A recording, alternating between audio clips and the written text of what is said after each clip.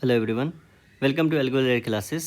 आज हम पढ़ने वाले हैं ट्रांजैक्शंस एंड कंकरेंसी कंट्रोल। ठीक है, इससे प्रीवियस क्लास में हमने पढ़ लिया था आपका नॉर्मलाइजेशन कंप्लीट हो गया है। जो भी इंपॉर्टेंट टॉपिक्स हैं वो उसमें कवर कर लिए गए हैं, तो प्रीवियस वीडियो आप देख लीजिएगा। और डीबीएमएस के जितने भी टॉपिक्स हैं वो प्रीवियस क्लास में डिस्कस किए जा चुके हैं, तो प्लेलिस्ट में आप चेक कीजिए। डेडिकेटेड प्लेलिस्ट है डीबीएमएस का और DSSP TGT कंप्यूटर साइंस का। तो देखिए, व्हाट इज़ ट्रांजेक्शन्स क्या होता है कि ट्रांजेक्शन, देखिए आप ट्रांजेक्शन के बारे में क्या विजुअल करते हैं। ट्रांजेक्शन से ये सोच रहे हैं कि आपके बैंक में जो बैलेंस है वो ट्रांसफ़र हो रहा है, एक अकाउंट से दूसरे अकाउंट में जाता है, क्रेडिट होता है और डेबिट होता है, तो ये सारी चीज़ें। तो उसी प्रकार से हम देखिए ट्रांजेक्शन्स को समझते हैं। एक transaction is a single logical unit of work that perform one or more operations like reading, updating, deleting data in database. यानी कि एक सिंगल यूनिट माना गया है ट्रांजैक्शंस को। अगर उसमें आप ट्रांजैक्शन को रीड कर सकते हैं, अपडेट कर सकते हैं, डिलीट करते हैं, ठीक है। यानी कि इसमें या तो ऑल या नथिंग। इसका मतलब ये है कि ट्रांजैक्शन जो है आधा पार्शियल वाली चीज़ें नहीं। ट्रांजैक्शन या तो पूरा पैसा आपका अकाउंट में, एक अकाउंट से दूसरे अकाउंट में जाएगा और या वापस हो जाएगा, ठीक है। अगर आपने इसमें ट्रांसफ़र करे हैं 5000, तो उस अकाउंट में आपने देखा नहीं होगा कभी कि 5000 में आपका 2000 ट्रांसफ़र हो गया, 3000 रह गया आपके अकाउंट। नहीं, 5000 का मतलब है या तो पूरा ट्रांसफ़र 5000 हो जाएगा, या फिर आपका अगर प्रॉब्लम हो गया है किसी वजह से, तो नेटवर्क इशू या मोबाइल इशू या फिर आपका डिवाइस इशू से, तो आपको फिर रोल बैक हो जाएगा, यानी कि वो वापस आपके अकाउंट में रोल बैक हो जाएगा अमाउंट, ठीक है। तो 5000 यही होगा, यानी कि नहीं कि वो आपका 2000 होगा या 3000 होगा। जितना आपने अमाउंट के लिए रिक्वेस्ट किया उतना ही आपको रिटर्न हो रहा है। तो वही सब चीज़ें हैं। देखिए, समझते हैं एक एग्जांपल से। इसमें क्या कहा गया है कि द बैंक ट्रांसफ़र, ठीक है, एक एग्जांपल है, रियल लाइफ एग्जांपल है, ठीक है। उस बैंक से ट्रांसफ़र आप कर रहे हैं 500 रुपीज़ अकाउंट ए से अकाउंट बी में, ठीक है। बैंक के पास डेटाबेस में बैलेंस है, उसके पास read the current balance read करेगा। इसके बाद ट्रांजेक्शन्स का ऑपरेशंस क्या होता है अगले स्लाइड में हम पढ़ेंगे कि रीड और राइट किस तरीके से होता है, वो सारी चीज़ें, ठीक है। तो पहले रीड द करेंट बैलेंस। अब उसका बैलेंस ट्रांसफ़र करने से पहले उसके करेंट बैलेंस को रीड किया जाएगा कि अमाउंट सफिशिएंट है कि नहीं ट्रांसफ़र होने के लिए, ठीक है। सफिशिएंट है, सक्सेसफुल हो गया, स्टेप 1, ठीक। उसके बाद अकाउंट ए में बैलेंस रीड कर लिया गया। उसके बाद डिडक्ट हो जाएगा उसमें से, अकाउंट ए से -500 हो जाएगा अकाउंट ए से, ठीक है, और उसे अपडेट कर दिया जाएगा। अपडेट करने का मतलब है कि 500 माइनस हो जाएगा, उसके पास बैंक में पहले से कुछ बैलेंस होगा, उसमें से 500 माइनस होने के बाद जो अमाउंट रिमेनिंग होगा वो अपडेट हो जाएगा। स्टेप 3 में क्या होगा, read the amount, read the current balance of the account B. Account B को फिर रीड करेगा। अकाउंट बी जिसको ट्रांसफ़र किया जा रहा है उसके अकाउंट में क्या बैलेंस है उसको रीड करने के बाद उसमें अपडेट कर दिया जाएगा, माने उसको ऐड कर दिया जाएगा, ऐड द 500, ठीक है, टू अकाउंट में जितना भेजा गया उतना अमाउंट उसमें ऐड हो गया, ठीक है। तो अपडेट भी हो गया, तो फिर उसके बाद डेटाबेस में इसको फिर अपडेट कर देगा। तो यही सारी चीज़ें ट्रांजैक्शंस में देखी जाती है।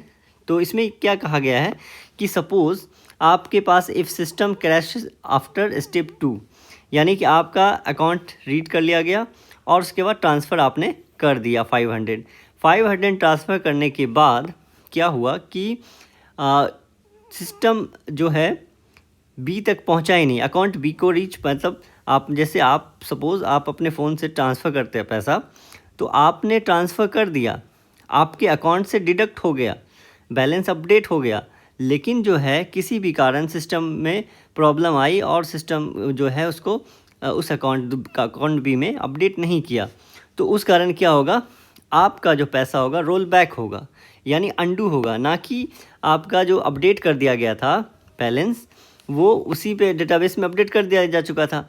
लेकिन by treating this 4 steps as one single transaction the DBMS ensure that the 4 step fails it will automatically cancel undo, यानी कि रोल बैक, ठीक है। Step 1 and 2 keeping money safe, यानी कंप्लीट सिनेरियो होगा, तब इसको कहा गया है, क्या कहा था, सिंगल यूनिट ऑफ वर्क, ठीक है। तो इस वजह से ट्रांजैक्शन को सिंगल यूनिट ऑफ वर्क कहा जाता है और इस प्रोसेस से ऐसे चलता है, यानी कि करेगा तो पूरा या तो नहीं करेगा, ठीक है। यानी नहीं करेगा मीन्स कि या तो पूरा अंडू हो जाएगा, रोल बैक हो जाएगा, या कमिट हो जाएगा अपने ट्रांजैक्शन को सक्सेसफुल करने के बाद। ये सारे टर्म जो है ट्रांजैक्शंस में होते हैं, कमिट होता है, रोल बैक होता है, ठीक है, सेव पॉइंट होता है, ये सारी चीज़ें हैं। तो हम आगे देखते हैं कि इसका ऑपरेशंस क्या होता है, ट्रांजैक्शंस का ऑपरेशन। ट्रांजैक्शंस के ऑपरेशन जो होते हैं रीड और राइट होते हैं, ठीक है। रीड और राइट क्या मतलब है कि ये पहले देखिए डेटा क्या है कि क्या क्यों ज़रूरत पड़ती है ट्रांजैक्शन ऑपरेशन की। Data is permanently stored on hard disk, यानी कि आपका जो बैलेंस है पहले से आपके डेटाबेस में सेव है, और डेटाबेस कहाँ पे है, हार्ड डिस्क में है, ठीक है, हार्ड डिस्क में है और या आपके लोकल ड्राइव पे, ठीक है। उसके बाद to read the modified data and transaction must first bring into the main memory.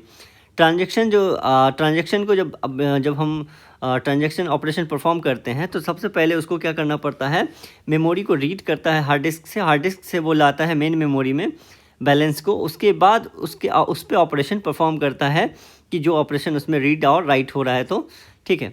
तो सपोज़ एक एग्जांपल से आप समझिए कि इनिशियली ट्रांजैक्शन जो है, इनिशियल ट्रांजैक्शन 100 है x, ठीक है। यहाँ पे रीड x है, रीड x का मतलब है डेटा आइटम, ठीक है। x बैलेंस हमारे पास 100 है, ठीक है। ट्रांजैक्शन 1 परफॉर्म हो रहा है, read x,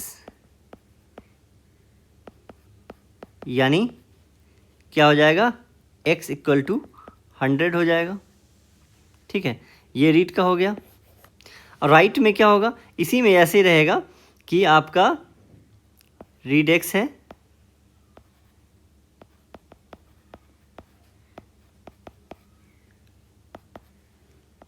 x equal to x minus 20, ठीक है। उसके बाद राइट x, और x कितना हो जाएगा, x हमारा 100 था, x में से 20 माइनस हो जाएगा तो x हो जाएगा 80, तो ये अपडेट हो जाएगा, ठीक है। अब डेटाबेस में अपडेट कर दिया गया। या यही कहानी कही जा रही है कि आपका पहले रीड होगा, यानी कि it फेचेस the data item x from the database, यानी हार्ड डिस्क, डेटाबेस से आइटम को फेच कर लिया गया, ठीक है। कहाँ, copies into the local buffer, यानी मेन मेमोरी में, रैम में उस डेटाबेस से जो जैसे सपोज कि बैलेंस था उसका 100, उसको उठा के ले आया गया, कॉपी कर लिया गया किसमें, मेन मेमोरी में, यानी रैम में। और उसके बाद ट्रांजैक्शन को रीड किया गया कि हाँ ये ट्रांजैक्शन है। अब उसके बाद उसमें क्या परफॉर्म करना है, राइट करना है, यानी कि कैलकुलेट कर लेना है। तो राइट एक्स क्या किया गया, it transfer the newly updated value data item x from the local buffer, यानी मेन मेमोरी से, into the database update it, ठीक है। उसके बाद जो राइट ऑपरेशन करना था आपका कैलकुलेट करना था, 20 माइनस करना था, तो माइनस हो गया। उसके बाद राइट एक्स क्या करेगा, आपका डेटाबेस को अपडेट कर देगा इसमें डेटाबेस में।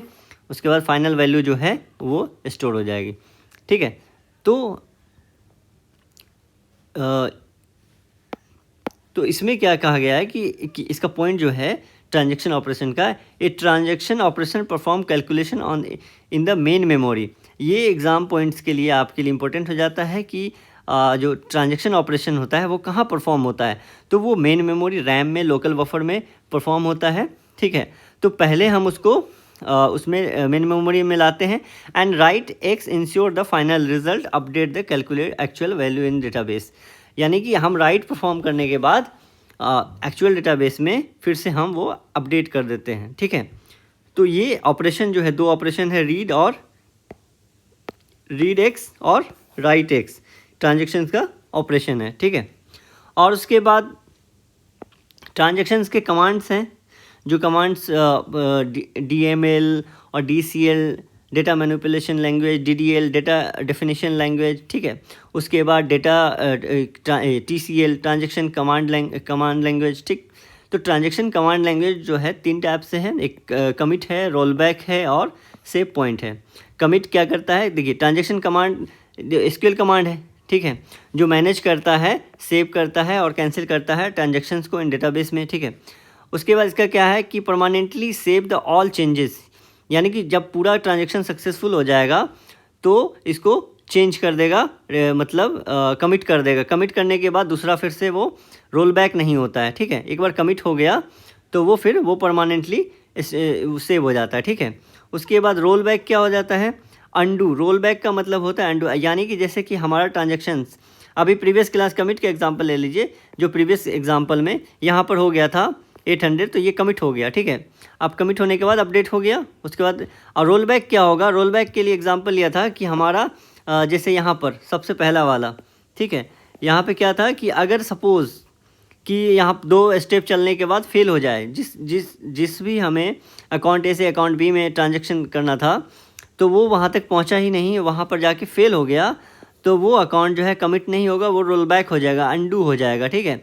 तो वही चीज़ें यहाँ पे कही गई है कि undos cancels all changes made in the current transactions, यानी कि ट्रांजेक्शन तो वो चेंज कर देगा, ट्रांजेक्शन को चेंज कर देगा, यानी कि जो एक्स की वैल्यू पहले से अपडेट कर दी गई थी उसको फिर वापस से बैक अंडू कर देगा जो प्रीवियस था, अगर वो सक्सेसफुल नहीं रहता है तो, कमिट नहीं होता है तो, ठीक है। Store the database to its the previous original state, ठीक है। तो यही कहा गया है कि रियल वर्ल्ड एग्जांपल एक है कि if the server fails while adding money to account B, roll back is executed to return the deducted money back account A. जो प्रीवियस एग्जांपल लिया था हमने, वही एग्जांपल एक सेफेस्ट एग्जांपल था कि रोल बैक का, कि आपका पैसा जो है ट्रांसफ़र नहीं हुआ है और पहले जब आपने 500 भेजा किसी अकाउंट में, उस अकाउंट में जाने से पहले आपका अकाउंट तो अपडेट हो गया कि 500 माइनस हो गया, लेकिन दूसरे अकाउंट में नहीं पहुंचा और फिर वापस जो आपके अकाउंट में आएगा तो वही रोल बैक कहलाता है, ठीक है। सेव पॉइंट क्या होता है, सेव पॉइंट क्या कहता है, क्रिएट्स द टेम्पोररी मार्कर, यानी बीच बीच में मार्क पॉइंट बनाता है with in the long transaction, लंबे ट्रांजेक्शन के लिए। It allow you the roll back specific part of the transaction, ये अलाउ करता है किसी स्पेसिफिक पार्ट ऑफ ट्रांजेक्शन के लिए, of the instead of the cancelling the whole things, यानी कैंसिल करने की बजाय क्या करता है, ये सेव पॉइंट बना देता है और उस सेव पॉइंट तक ये जो है ये रोल बैक कर सकता है, ठीक है। तो ये सारे 3 कमांड जो है आपका क्या कहलाता है, एक कमिट है, एक रोल बैक है और एक सेव पॉइंट है, ठीक है। ये तीनों एग्जाम्पल है किसका, ट्रांजेक्शन कमांड कंट्रोल लैंग्वेज का, ठीक है। ट्रांजेक्शन कंट्रोल लैंग्वेज का ये कमांड्स है, कमिट, रोल बैक और सेव पॉइंट, ठीक है। यहाँ तक इम्पोर्टेंट एग्ज़ाम के लिए है, बहुत बढ़िया है, ठीक है। उसके बाद देखिए एसिड प्रॉपर्टी, ये मोस्ट इम्पॉर्टेंट है, ये तो हर एग्ज़ाम के फेवरेट क्वेश्चंस इसमें से निकल के आते हैं, ठीक है। तो एसिड प्रॉपर्टी जो है, देखिए मैं अपने चैनल पर एग्ज़ाम स्पेसिफिक, एग्ज़ाम रिलेवेंट चीज़ें ही लेके आ रहा हूँ, ठीक है, ताकि आपको इधर उधर भटकना भी नहीं पड़े और चीज़ें ऑर्गेनाइज्ड रहें, क्योंकि मटेरियल बहुत ज़्यादा है और बहुत सारा कंटेंट है। तो आपको बेहतर लग रहा है तो आप चैनल को सब्सक्राइब कीजिए और आप पूरा प्रिपरेशन यहाँ पे कीजिए। प्लेलिस्ट में डेडिकेटेड प्लेलिस्ट सब्जेक्ट वाइज भी है और एग्ज़ाम ओरिएंटेड भी है, ठीक है। तो उसके बाद देखिए क्या कहता है acid property. Acid property, acid का फुल फॉर्म पूछ लिया जाता है एग्ज़ाम में कि एसिड में ए की क्या है, सी क्या है, आई क्या है, डी क्या है, सिर्फ उसका फुल फॉर्म है, मतलब फुल फॉर्म बोले तो एक्रोनिम पूछा जाता है, ठीक है। ए क्या है, ए का मतलब है एटोमिसिटी, ठीक है। सी का मतलब क्या है, सी का है कंसिस्टेंसी। आई का क्या है, आई का आइसोलेशन। डी का क्या है, ड्यूरेबिलिटी, ठीक है। तो इसका मीनिंग क्या है, चीज़ें क्या है, वो सारी चीज़ें हम यहाँ पे समझते हैं। एसिड प्रॉपर्टी ट्रांजेक्शन जो है मस्ट अलाउ होता है, मस्ट फॉलो करता है। तो purpose the to guarantee that database transactions are proceed reliably, securely and without data loss in even if there are system crashes और power failure। यानी transactions जो है परफॉर्म करता है, अगर सिस्टम फेल हो गया, सिस्टम क्रैश कर गया, नेटवर्क इशू आ गया, कुछ भी प्रॉब्लम हो, ये गारंटी प्रोवाइड करता है कि ये एसिड प्रॉपर्टी चलेगी, मैं यानी कि एटोमिसिटी रहेगा।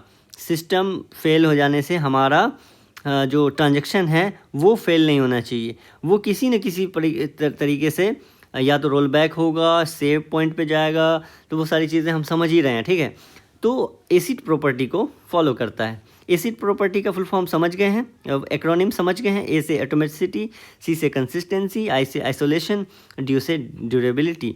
एटोमिसिटी का मतलब होता है ट्रांजैक्शन ऑल और नथिंग, यानी कि आपका या तो पूरा परफॉर्म कर जाएगा, सक्सेसफुल हो जाएगा, या नथिंग, रोल बैक हो जाएगा, अंडू हो जाएगा, ठीक है, यानी कि पार्शियली काम नहीं करेगा।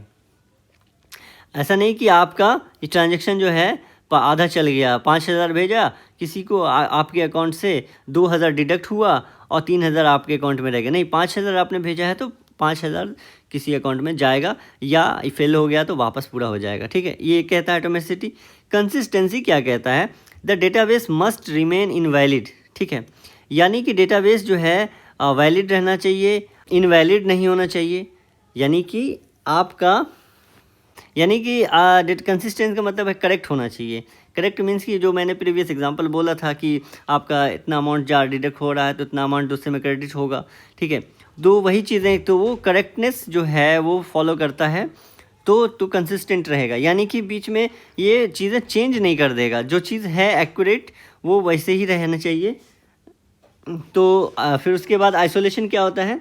आइसोलेशन कहता है जब मल्टीपल ट्रांजैक्शन साइमल्टेनियसली एग्जीक्यूट हो रहे होते हैं, ठीक है, तो दूसरे ट्रांजैक्शन के अनसेफ इंटरमीडिएट चेंजेस नहीं दिखाई देने चाहिए।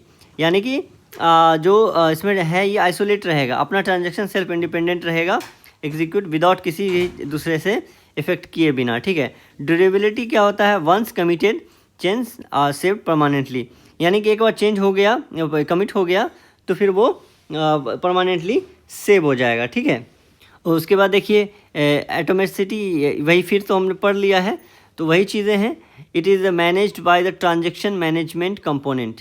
ये क्वेश्चंस, ये जो टॉपिक, ये पॉइंट्स हैं, ये पॉइंट्स जो है आपको इंपॉर्टेंट हो जाते हैं। किसके द्वारा मैनेज किया जाता है एटोमेटिसिटी? ट्रांजैक्शन मैनेजमेंट कंपोनेंट के द्वारा इसको मैनेज किया जाता है। A transaction is treated as a single individual unit, ठीक है, either all its operation executed 100%, ठीक है, और नन एग्जीक्यूटेड एट ऑल, यानी कि या तो एग्जीक्यूट कर जाएगा 100% ऑल सभी, या कोई एक भी नहीं चलेगा, ठीक है। तो इसको कहा जाता है एटोमेटिसिटी, ठीक है। एग्जाम्पल में जैसे in a bank transfer, if 500 is deducted from your account, it must be added to your friend account, यानी कि आपने किसी दोस्त को 500 रुपये भेजे, तो आप या तो उसके अकाउंट में ज़रूर है कि 100% है कि उसके अकाउंट में जाना चाहिए। If the system crashes between the deduction is undone, अगर सिस्टम क्रैश हो गया, कुछ प्रॉब्लम हो गई, तो सिस्टम अनडन कर देगा, रोल बैक कर देगा, यानी कि वापस से आपके अकाउंट में 500 शो होने चाहिए, ठीक है। ये गारंटी करता है ट्रांजैक्शंस, ठीक है। इट इज़ एटोमिसिटी, ठीक है। और कंसिस्टेंसी क्या है? का मतलब एक्यूरेट होना, ठीक है, करेक्ट होना। It is managed by the application programmer, user, application programmer and integrity constants. ये मैनेज किसके द्वारा किया जाता है? एप्लीकेशन प्रोग्रामर और इंटीग्रिटी कॉन्स्टेंट्स के द्वारा, ठीक है।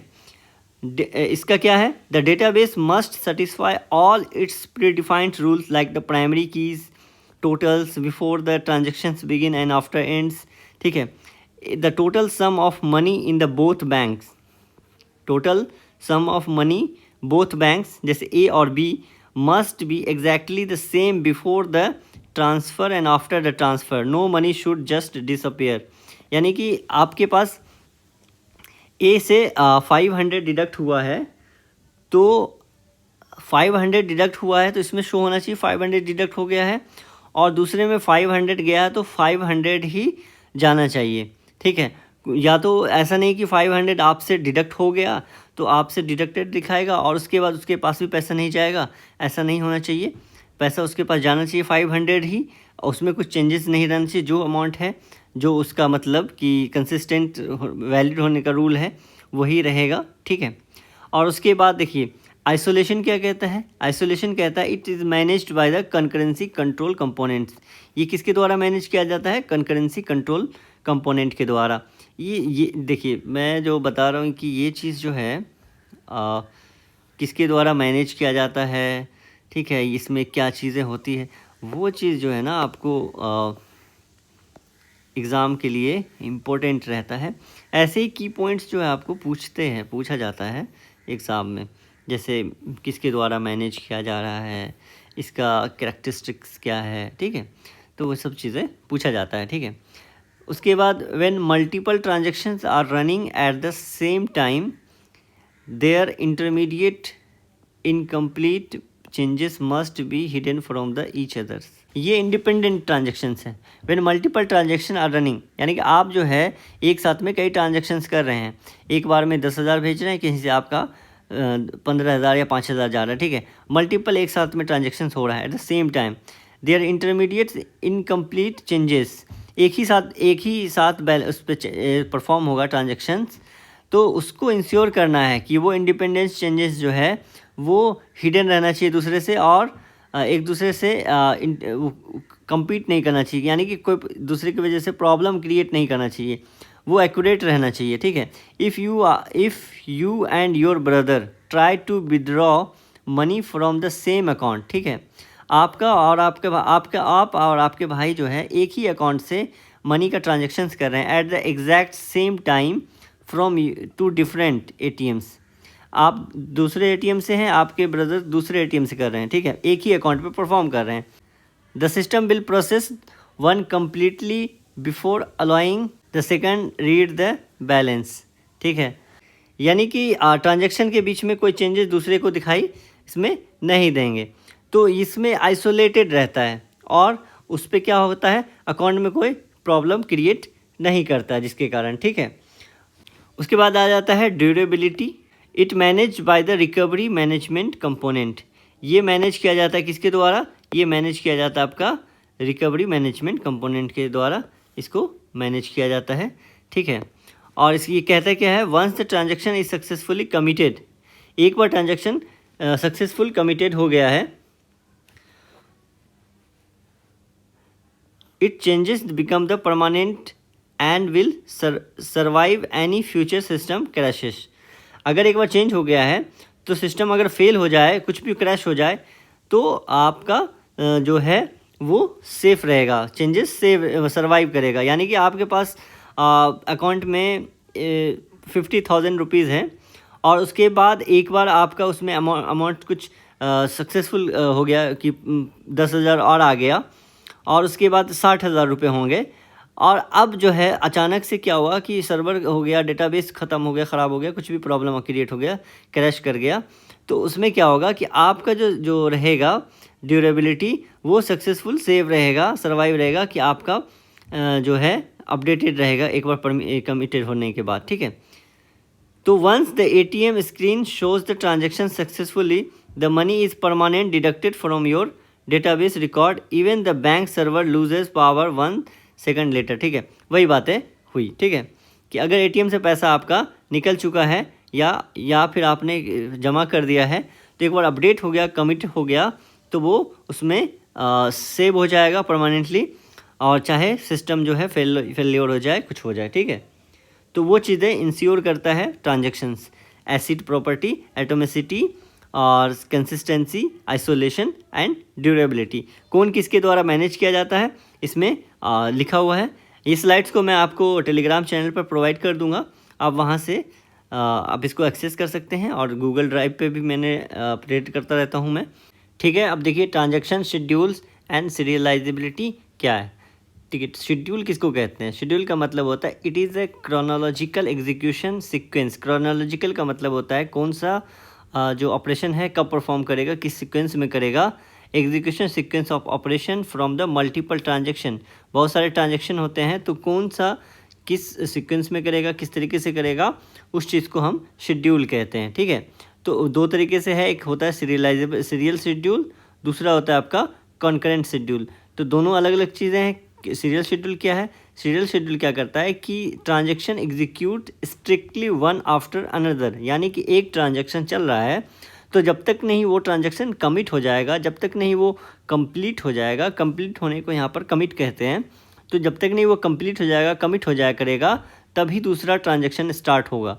तो यानी कि डिपेंड यहाँ पर क्या हो जाएगा कि एक ट्रांजेक्शन चल रहा है, वो लंबे समय तक चलता रहेगा, तो दूसरे ट्रांजेक्शन को बहुत समय के लिए वेट करना पड़ सकता है, तो जिस कारण जो है ये स्टारवेशन में जाएगा और जो अनसेफ मतलब सेफ़ नहीं रह सकते, स्लो 100% सेफ़ रहेगा, सॉरी, यानी कि मतलब 100% सेफ़ का मतलब है क्या कि ट्रांजेक्शन 1 चल रहा है, ठीक है, ट्रांजेक्शन 1 चला, वो 100% कमिट करेगा, बीच में रोल बैक नहीं होने का, कुछ चीज़ें हो रही है, दूसरा ट्रांजेक्शन उसको इंटरप्ट नहीं कर रहा है, ठीक है, तो वो सब चीज़ें नहीं हो रही है, तो कमिट होने के बाद ही दूसरा ट्रांजेक्शन चलेगा, तो ट्रांजेक्शन 1 जो है 100% सेफ़ होगा, यानी कि इट इज़ अ सेफ़, क्योंकि उसने कमिट किया अपने काम को पूरा करने के बाद, तब फिर T2 स्टार्ट हुआ। लेकिन ये क्या होगा, ये काफ़ी ज़्यादा स्लो हो जाएगा। उसी तरीके से कंकरेंट शेड्यूल क्या कहता है, कंकरेंट शेड्यूल कहता है कि एक साथ कई ट्रांजेक्शन्स जो हैं, आज के हम जो ट्रांजेक्शन बहुत सारा एक साथ मल्टीपल ट्रांजेक्शन्स कर रहे हुए तो होते हैं, तो मल्टीपल ट्रांजेक्शन्स कर रहे होते हैं, तो उसमें क्या है कि किसी को वेट नहीं करना है कि उसमें क्या है कि मिक्स ट्रांजेक्शन ऑपरेशन परफॉर्म होते हैं।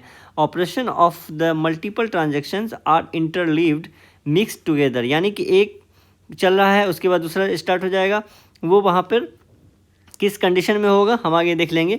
To save the time and utilize the CPU efficiently, यानी कि CPU एफिशिएंटली यूज़ करेगा, यूज़ होगा और उसके बाद यूटिलाइज होगा और उसके बाद टाइम भी सेव होगा, ठीक है, किसी को वेट नहीं करना पड़ेगा।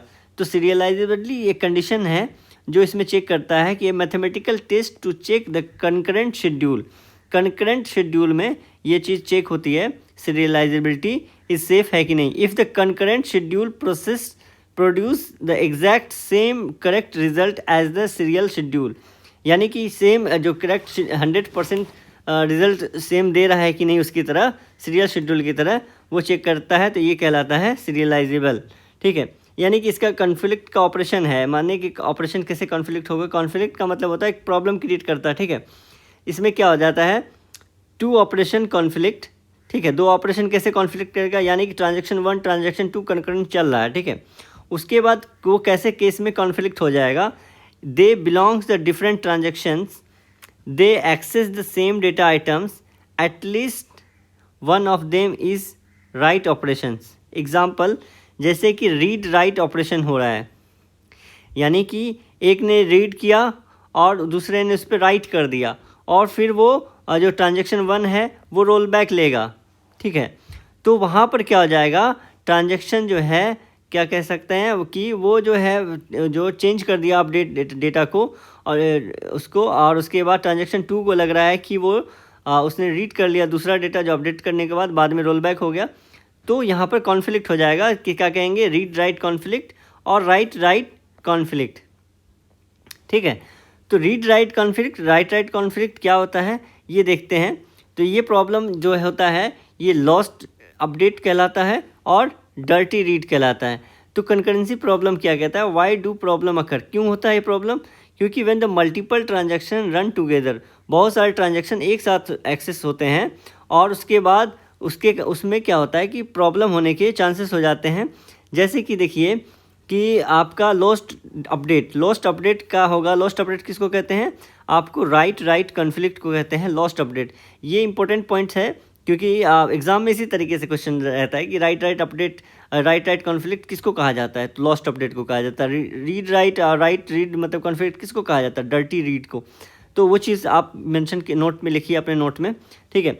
देखिए मान सपोज कीजिए कि 2 यूज़र्स हैं, 2 user try to book the exact same train seat, ठीक है, सेम ट्रेन सीट का बुक कर रहा है एट द सेम टाइम, एक ही समय पे वो टिकट बुक करना चाह रहा है 2 यूज़र, ठीक है, और उनको अवेलेबल दिखा रहा है, both see the it is available, both book it, but only the last payment gate saved, यानी कि जो लास्ट पेमेंट था जो हुआ था उसको जो अवेलेबल जो होगा जो टिकट बुक हो जाएगा, ठीक है।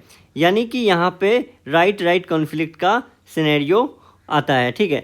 2 transactions read update same data at the same time, the second update completely over rights and destroy the first one, तो जो है पहले वाले को डिस्ट्रॉय कर देता है, प्रॉब्लम क्रिएट कर देता है। इसी प्रकार से आपका जो होता है कि राइट रीड या फिर आप कह लीजिए रीड राइट कॉन्फ्लिक्ट, ठीक है, जिसको कहते हैं dirty read. A transaction reads data was updated by another, transaction को रीड किया जाता है जो अपडेट कर दिया किसी ने, दूसरे ट्रांजेक्शन ने, which has not yet committed, जो कमिटेड नहीं हुआ, और बाद में फेल हो गया यानी रोल बैक हो गया, तो फिर वो प्रॉब्लम क्रिएट कर देगा। कॉन्फ्लिक्ट एक प्रॉब्लम क्रिएट कर दिया। यानी कि सपोज़ एक एग्जांपल से हम समझते हैं, ए ट्रांजैक्शन T1, एक ट्रांजैक्शन जो है T1 है, update the bank balance from 1000 to 500। T1 ने क्या किया, उसका 1000 था, उसके बाद उसको अपडेट कर दिया 5000 से, ठीक है। और transaction T2, read this is a 5000। अब T2 तो रीड कर लिया 5000, ठीक है। And calculate the taxes. Suddenly T1 fails. अब T1 जो है यहाँ पर फेल हो गया और ये रोल बैक हो गया। अब रोल बैक हो गया, ये जब रोल बैक हो जाएगा तो T1 क्या अपडेट कर देगा, T1 अपडेट कर देगा वापस से 1000, ठीक है। और roll back to the 1000। Now T2 working with the invalid dirty data. अब जो है T2 जो है अब इस डेटा पे काम कर रहा है, क्योंकि इसने अपडेट कर दिया था 5000 जो कि एक्चुअल नहीं है। T1 ने उसको रोल बैक कर लिया, T1 में अब आ गया है डेटा इतना का। तो यही चीज़ जो होता है रीड राइट कॉन्फ्लिक्ट कहलाता है, ठीक है। और तो इस तरीके की चीज़ें आपको क्या कहलाती है, डर्टी रीड और लॉस्ट अपडेट है राइट कॉन्फ्लिक्ट, ठीक है। उसके बाद आइए रिकवरेबिलिटी शेड्यूल क्या कहता है कि 3 तरीके से है ये। एक रिकवरेबल शेड्यूल है, एक कैस्केडिंग रोल बैक है, एक कैस्केडलेस शेड्यूल है, ठीक है। तो जो रिकवरेबल शेड्यूल क्या कहता है कि if transactions T2 reads the data written by T1 transaction T1 के द्वारा जो ट्रांजेक्शन डेटा लिखा गया है, T2 ने उसको रीड कर लिया। अब T2 का डेटा अपडेट होके जो T1 का डेटा लिखा गया था वो T2 में रीड कर लिया। T1 must commit before T2 commit.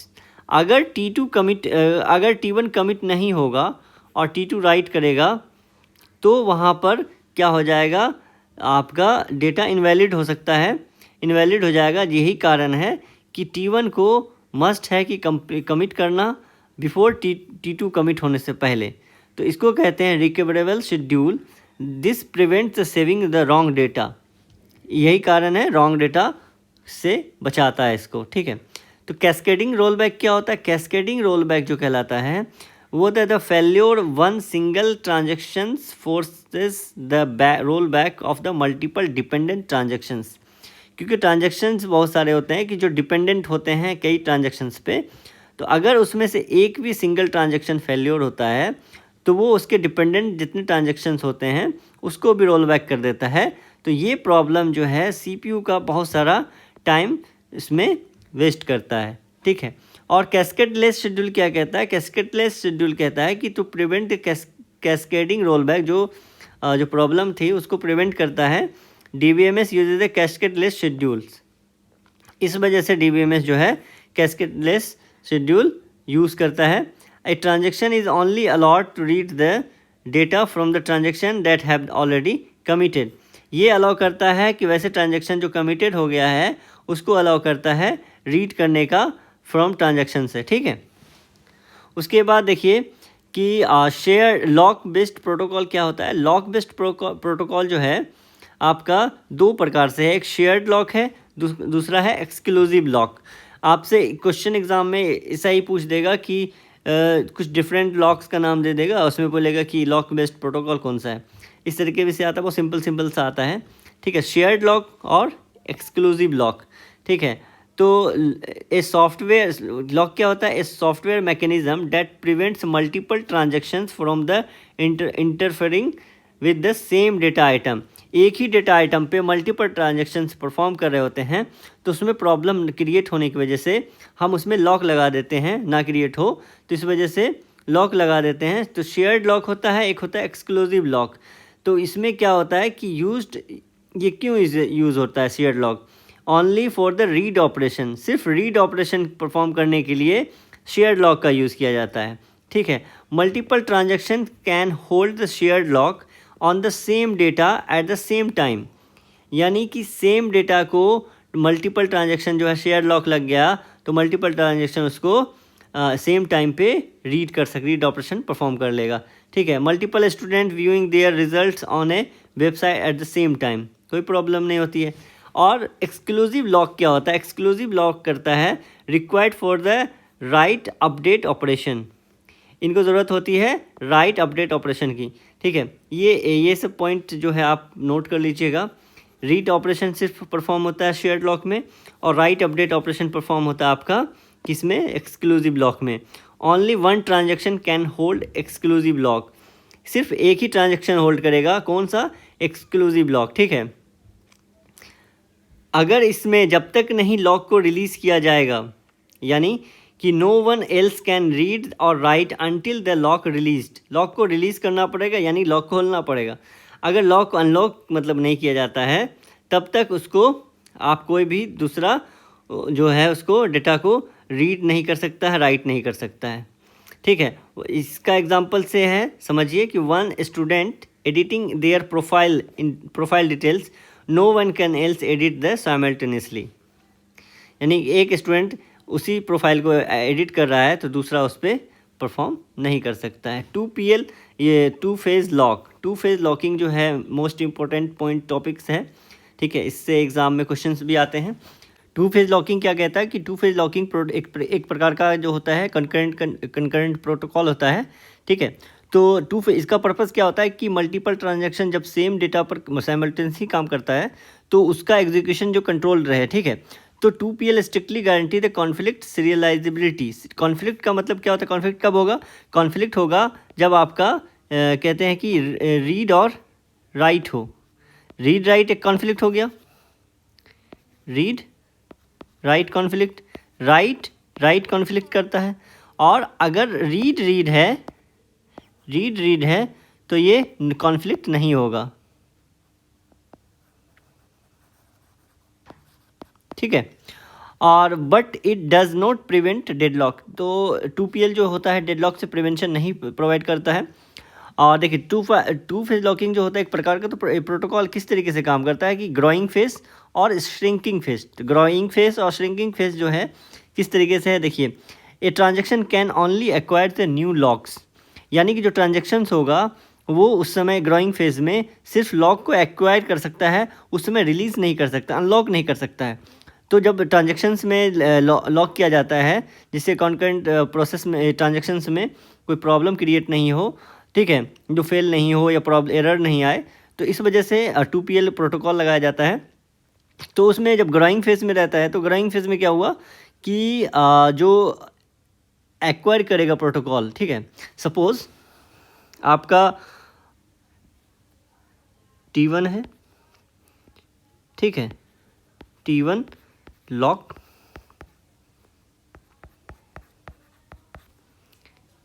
एक डेटा पॉइंट को ले लिया, फिर T1 लॉक B को ले लिया। अब यहाँ पर क्या है? ये ग्रोइंग फेस है, ठीक है, अभी ग्रोइंग हो रहा है, यानी कि अभी सिर्फ लॉक अनलॉक नहीं करेगा। It strictly not allowed to release the lock, यहाँ पे अनलॉक नहीं करेगा। ग्रोइंग फेज में जितना भी लॉक होगा उसको एक्वायर करता जाएगा, ठीक है।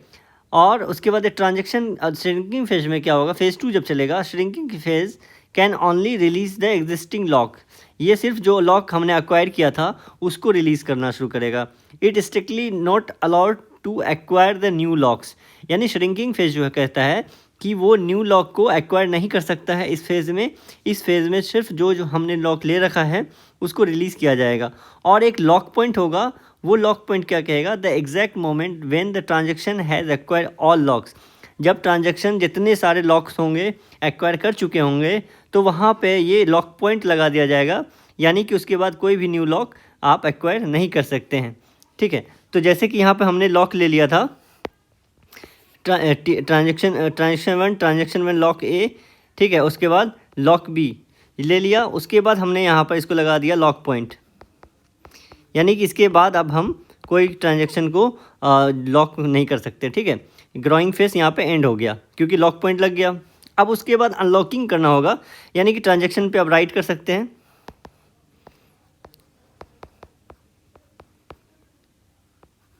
ठीक है।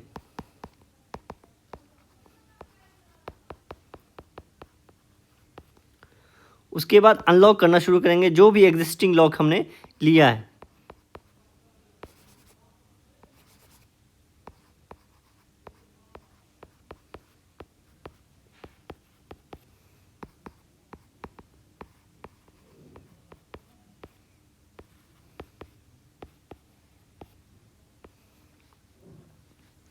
तो यहाँ पर जो ये आपका है, ये जो है अनलॉक लिया गया, ये आपका श्रिंकिंग फेज हो गया।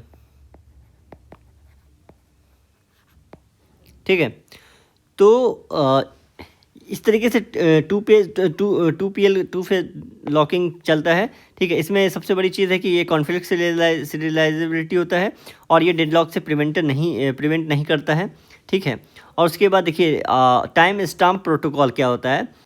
तो टाइम स्टाम्प ऑर्डरिंग प्रोटोकॉल क्या कहता है कि टाइम स्टाम्प ऑर्डरिंग प्रोटोकॉल कहता है कि a unique system generated time values given the transaction when it's started. यानी कि डेटाबेस जो है उसको जैसे ही स्टार्ट हो जाता है ट्रांजेक्शन, उसको कुछ टाइम दे देता है। जो ट्रांजेक्शन कुछ टाइम नहीं, जो सिस्टम जनरेटेड टाइम रहता है वो देता है। जैसे कि T1 स्टार्ट हुआ, जैसे ही सुबह 10 बजे हुआ, ठीक है, तो उसका टाइम स्टाम्प दे दिया 10 बजे। ठीक है, उसके बाद ट्रांजेक्शन 2 जो स्टार्ट हुआ वो 10:05 में स्टार्ट हुआ था, तो उसका टाइम स्टाम्प दे दिया गया जो सिस्टम का जनरेटेड टाइम था। ठीक है, उसके बाद क्या होता है कि इसमें जो उसके बेस्ड ये एग्जीक्यूट करता है जो उसका ट्रांजेक्शन जो फर्स्ट स्टार्ट हुआ, यानी कि ओल्डर वर्सेस यंगर। ठीक है, तो ओल्डर कौन सा होगा यहाँ पर ट्रांजेक्शन? T1 जो हो गया आपका, ये ओल्डर ट्रांजेक्शन है। ठीक है, और T2 जो है आपका, ये यंगर है।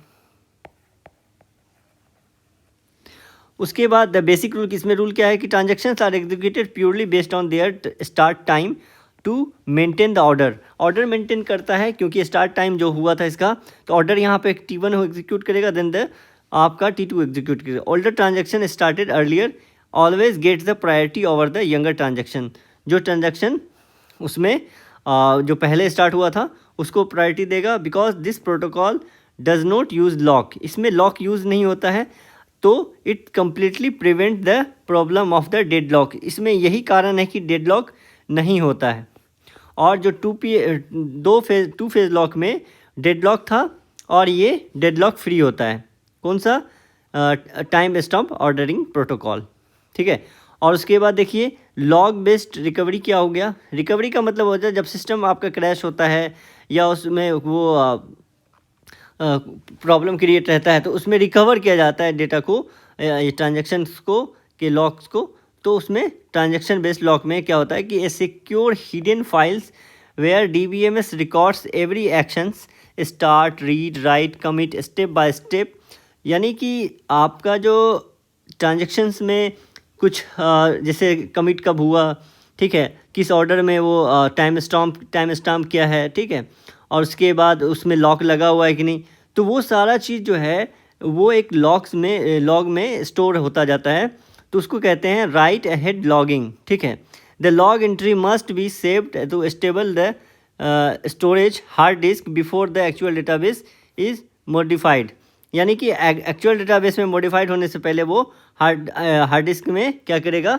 सेव कर देगा उस लॉग को। ठीक है, उसके बाद क्या होगा कि इन केस अगर database recovery action after the crash, अगर क्रैश के बाद डेटाबेस को रिकवरी करना होगा इसके लॉग्स के थ्रू, ठीक है, तो उसके बाद अंडू होगा कौन सा चीज़? Reverse the changes of transactions that fail were uncommitted during the crash. यानी कि क्रैश जब हो गया हमारा डेटाबेस, तो उस समय क्या हुआ था, जो ट्रांजेक्शन उस समय चल रहे थे अचानक से वो अनकमिटेड हो गए, यानी कि वो ट्रांजेक्शन कमिट नहीं हुआ, सक्सेसफुल नहीं हुआ, कंप्लीट नहीं हुआ, तो वो ट्रांजेक्शन जो है अनकमिटेड रहेगा। तो अनकमिटेड ट्रांजेक्शन जो रहेगा वो क्या हो जाएगा? अंडू हो जाएगा जब हम रिकवर करेंगे। ठीक है, क्रैश के बाद हम जब उसको डेटा जो लॉग बेस्ड रिकवरी होगा, लॉग के बेस्ड पे रिकवर करेंगे, तो अंडू करेंगे वैसे चीज़ को, वैसे ट्रांजेक्शन्स को जो अनकमिटेड है। तो रीडू किसको करेंगे? रीडू करेंगे reapplies the changes of the transactions that successfully committed, जो कमिटेड हो चुके हैं। ठीक है, जो सक्सेसफुली अप्लाइड हो चुके हैं, सक्सेसफुली कंप्लीटेड हो चुके हैं, तो कमिटेड ट्रांजेक्शन्स को हम क्या करेंगे? रीडू करेंगे just before the crash, ensure the durability. Durability का मीनिंग यहाँ पर निकल के आता है। तो ट्रांजेक्शन्स जो है एसिड प्रॉपर्टी को फॉलो करता है। जो एसिड में डी है वो उसका मीनिंग यही होता है ड्यूरेबिलिटी, ठीक है, रिकवर करना। उसके बाद OLTP क्या कहता है, online transaction processing. Online transaction processing क्या है, OLTP का फुल फॉर्म है ऑनलाइन। एक क्वेश्चन आपका एग्ज़ाम में देखा गया था OLTP क्या चीज़ है। तो OLTP क्या है, तो OLTP कहलाता है ऑनलाइन ट्रांजैक्शन प्रोसेसिंग। ये database system design specifically manage the large number of fast concurrent transaction. एक साथ में मल्टीपल ट्रांजैक्शंस होते हैं और बहुत ज़्यादा होते हैं, लार्ज अमाउंट, जैसे ATM कैश विड्रॉल, ठीक है, रेल IRCT का ट्रांजैक्शन, ई-कॉमर्स अमेज़न फ्लिपकार्ट का ट्रांजैक्शन। तो यहाँ पर जब ट्रांजैक्शंस होते हैं तो एक साथ में लार्ज अमाउंट में ट्रांजैक्शंस होते हैं, तो डेटाबेस कैसे हैंडल करता है, तो इसमें जो प्रोटोकॉल होता है, ये प्रोसेसिंग होता है, OLTP यूज़ किया जाता है, ठीक है। तो बस इतना आज के लिए है ये ट्रांजैक्शंस का टॉपिक, ट्रांजैक्शन कंकरेंसी कंट्रोल का टॉपिक जो एग्ज़ाम रिलेवेंट है, इतना सफिशिएंट है, ठीक है। जहाँ तक मैंने PYQ देखा है, ठीक है, अब जो भी कुछ छूट रहा होगा, मुझे नहीं लगता है कुछ छूटा है ऐसा कि जो कुछ छूटा है, ठीक है। तो जो छूट रहा होगा वो MCQs में कवर हो जाएगा, क्योंकि मैं इसमें ज़्यादा कंटेंट देकर या ज़्यादा टॉपिक को इंक्लूड कर कर, सब कुछ इंक्लूड कर कर एग्ज़ाम से डिस्ट्रैक्टेड नहीं करना चाहता हूँ, ताकि इसमें बना रहे चीज़ें, कंटेंट, ठीक है। और कुछ भी छूटता है तो आप उसको कमेंट में ज़रूर हमें बताइए, ताकि उसके लिए MCQ में ऐड कर दिया जाए पॉइंट्स को। और उसके बाद इसके बाद नेक्स्ट टॉपिक DBMS का लास्ट बचेगा, वो फाइल सिस्टम, और उस पर हम काम कर लेंगे। उसके बाद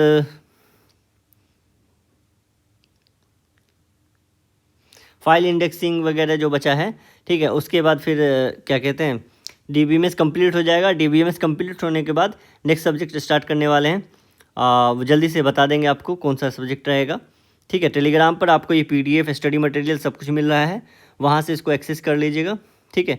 ऑल द बेस्ट, अगली क्लास में फिर मिलते हैं।